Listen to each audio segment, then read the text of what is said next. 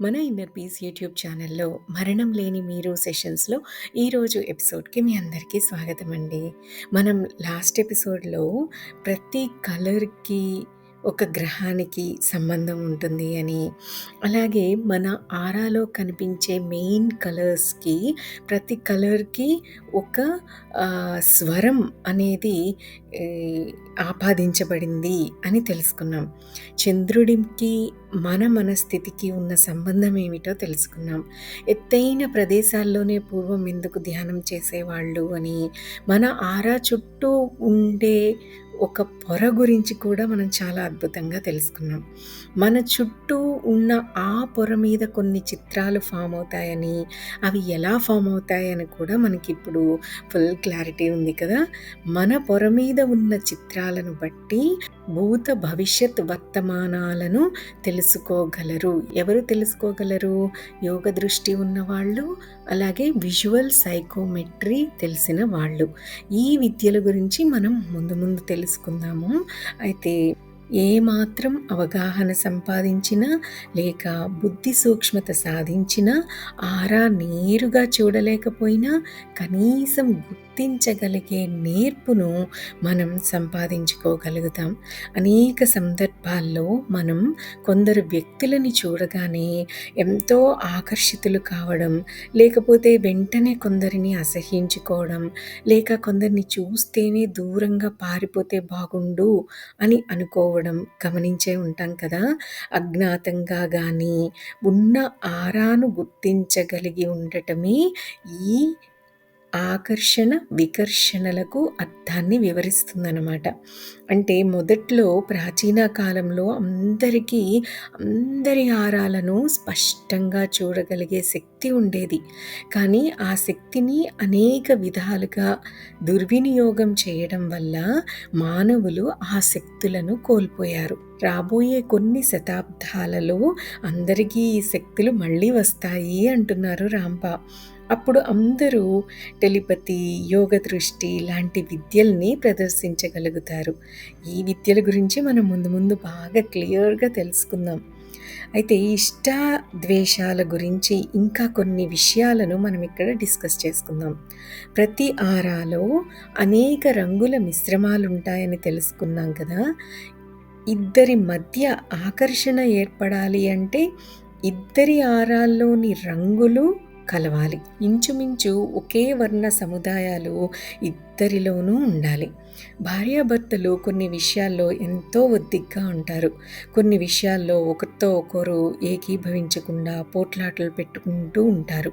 ఒకరి ఆరాలోని ఒక నిర్ణీత ఆకారపు తరంగంలోని కొన్ని భాగాలు మాత్రం ఎదుటి వారి ఆరాలో ఉన్న అలాంటి తరంగాలతో అక్కడక్కడ సరిపోతూ ఉండటమే ఇందుకు కారణమన్నమాట.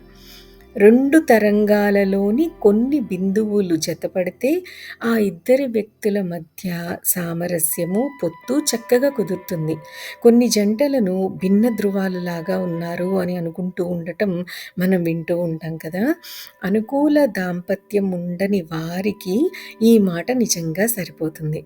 భార్యాభర్తలు ఒద్దికగా ఉంటే వాళ్ళ ఆరాల్లోని రంగులు కూడా హృద్యంగా అమరి ఉంటాయని, పరస్పరం పోట్లాడుకునే జంట ఆరాల్లో రంగులు భయంకరంగా ఒకదానితో ఒకటి పొంతన లేకుండా ఉంటుందని కూడా మనం అనుకోవచ్చు.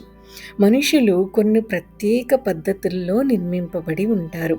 ఇంచుమించు ఒకే విధమైన తరంగ ప్రకంపనాల వేగం, ఫ్రీక్వెన్సీస్ ఉన్న మనుషులు అందరూ ఒక గుంపుగా కలిసి తిరుగుతూ ఉంటారు. ఓ అమ్మాయిల గుంపు మనం తిరగడం చూసే ఉంటాం కదా. అలాగే వీధి చివర్లో అబ్బాయిలు కొందరు అల్లరి గ్యాంగుల్లాగా ఏర్పడి నిలబడి ఉండడాన్ని కూడా మనం చూసే ఉంటాం. ఈ గుంపులో అందరికీ ఇంచుమించు ఒకే పద్ధతిలోనే ఉన్న ఆరాలు ఉంటాయన్నమాట. అందుకే వాళ్ళందరూ ఒక గ్రూప్ అయ్యారు.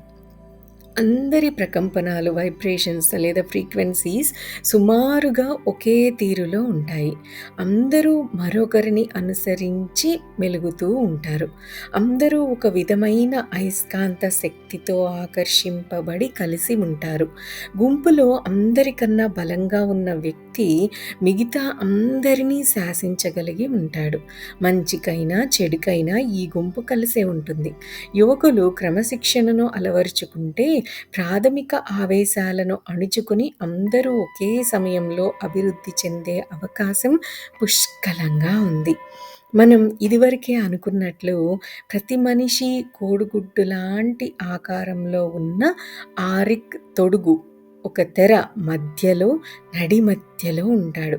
గుర్తుంది కదా, మన ఫిజికల్ బాడీ సెంటర్లో ఉంటే దాని చుట్టూతా ఎథరిక్ బాడీ, ఆ ఎథరిక్ బాడీ చుట్టూతా ఆరా, ఆ ఆరా చుట్టూతా ఆ ఆరా ఉన్న షేప్, ఆ కోడిగుడ్డు షేప్లో ఒక తెర అనేది ఉంటుంది. సో దీన్ని ఆరిక్ తొడుగు అని అంటాం. ఇదే ప్రతి మనిషి యొక్క సాధారణ స్థితి. అంతే, ఇంకా ప్రతి మనిషికి ఇలాగే ఉంటుంది. సంపూర్ణ ఆరోగ్యంతో ఉన్న వ్యక్తి ఇలాంటి స్థితిలోనే, అంటే తన ఆరాకి సరిగ్గా మధ్యలో ఉంటాడనమాట. ఓ వ్యక్తి మానసిక రుగ్మతతో ఉంటే ఈ వ్యక్తి శరీరం ఆరిక్ తొడుగుకు సరిగ్గా మధ్య భాగంలో ఉండదు. అలాంటి వారిని గురించే మనిషిలో లేడు అని చెప్పుకుంటూ ఉంటారు. వీళ్ళు ఆరాలో వాలిపోయి ఉండి తమ ఆలోచనలను వక్రమార్గంలో వ్యక్తీకరిస్తూ ప్రొజెక్ట్ చేస్తూ ఉంటారు. కొంతమంది వ్యక్తుల్లో 2 విభిన్న వ్యక్తిత్వాలు గోచరిస్తూ ఉంటాయి. ఇలాంటి వారి ఆరాలు మామూలు మనుషుల ఆరాలలాగా కోడిగుడ్డు ఆకారంలో ఉండదు. వాళ్ళ ఆరాల్లో సగభాగం ఒక రంగుతోనూ, మిగతా సగభాగం మరొక రంగుతోనూ కనిపిస్తూ ఉంటుంది. ఇలాంటి వ్యక్తుల ఆరా ఒక కోడిగుడ్డులా కాకుండా 2 కోడిగుడ్లను వంకర టింకరగా అంటించినట్టు కూడి ఉంటుందన్నమాట. మానసిక రోగులకు జరిగే వైద్య విధానం సున్నితంగా ఉంటుందని అనుకోకూడదు. వాళ్ళకి ఇచ్చే షాక్ ట్రీట్మెంట్ చాలా భయంకరంగా అనిపిస్తుంది. ఎందుకు అంటే వాళ్ళకి ఇచ్చే ఈ విద్యుద్ఘాతం శక్తి చాలా బలంగా ఉండి వాళ్ళ యాస్ట్రల్ బాడీస్ని బలంగా బయటికి విసిరేస్తాయి. ఈ యాస్ట్రల్ బాడీస్ గురించి కూడా మనం తర్వాత మళ్ళీ చాలా క్లియర్గా చెప్పుకుందాం. ప్రస్తుతానికి ఇంతవరకు తెలుసుకుందాం. ఏమని? ఈ మానసిక రోగులకు పెట్టే ఈ విద్యుత్ శక్తి ఎంత బలంగా ఉంటుంది అంటే వాళ్ళ యాస్ట్రల్ బాడీని అవి బయటికి విసిరేస్తాయి అన్నమాట. సో ఎలక్ట్రిక్ షాక్ ట్రీట్మెంట్ తెలిసి చేస్తున్నా, తెలియక చేస్తున్నా దాని యొక్క ముఖ్య ఉద్దేశం ఏంటి అంటే ఆ 2 సూక్ష్మ శరీరాలను బలంగా జోడించి ఒక్కటిగా చేయడమే. అంటే వాళ్ళ ఆరా ఎలా ఉంటుందనుకున్నాం? 2 కోడిగుడ్లు వంకర టింకరగా అంటించినట్లు ఉంటాయి అనుకున్నాం కదా. అంటే వాళ్ళ యాస్ట్రల్ బాడీ అలా 2గా విడిపోయి ఉంటుందన్నమాట. సెపరేట్గా పిచ్చి పిచ్చిగా ఉంటుంది. సో ఆ 2 యాస్ట్రల్ బాడీస్ని బలంగా ఒక్కటిగా చేయడానికి అంతటి విద్యుత్ శక్తిని వాడతారనమాట.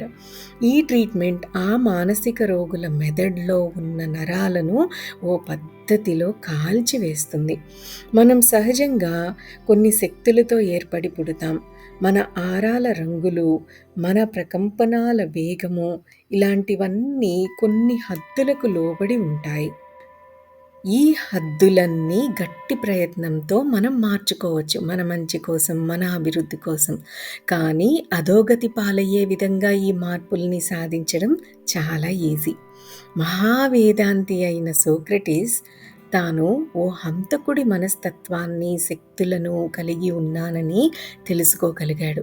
కానీ విధి ఆడించినట్లు ఆడటానికి ఆయన అంగీకరించలేదు. ప్రకృతికి ఎదురొడ్డి తన స్వభావంపై యుద్ధం ప్రకటించి తన ప్రవర్తనని ఆయన దిద్దుకున్నాడు.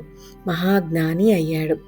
ఈయనలాగే మనం కూడా మన ఆరాలను ప్రయత్నంతో బాగు చేసుకోవచ్చు. కావలసిన విధంగా మన జీవితాలని మలుచుకోవచ్చు.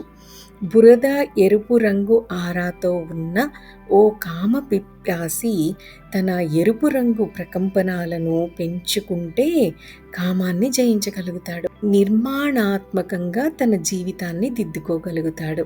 సో, మనం కూడా మన జీవితాన్ని ఉన్నతంగా తీర్చిదిద్దుకోగలం. ఆ శక్తి మనలో ఉంది.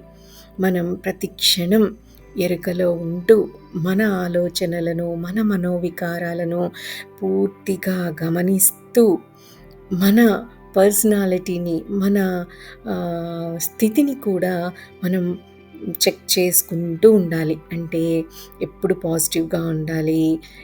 చక్కటి పాజిటివ్ అఫర్మేషన్స్ చెప్పుకుంటూ ఉండాలి. అలాగే మనం ఎవ్వరిని జడ్జ్ చేయకూడదు. ఎవ్వరి మీద కంప్లెయింట్ చేయకూడదు. ఎవ్వరిని కామెంట్ చేయకూడదు. ఎవ్వరి లైఫ్‌లో కూడా ఇంటర్ఫియర్ కాకూడదు. మరి వీటిని ఫాలో అవుతూ ఉంటే మన జీవితం ఇంకా అద్భుతమే. దట్స్ ఆల్ ఫర్ టుడే అండి. Have a great day. Thank you. Thank you. Thank you.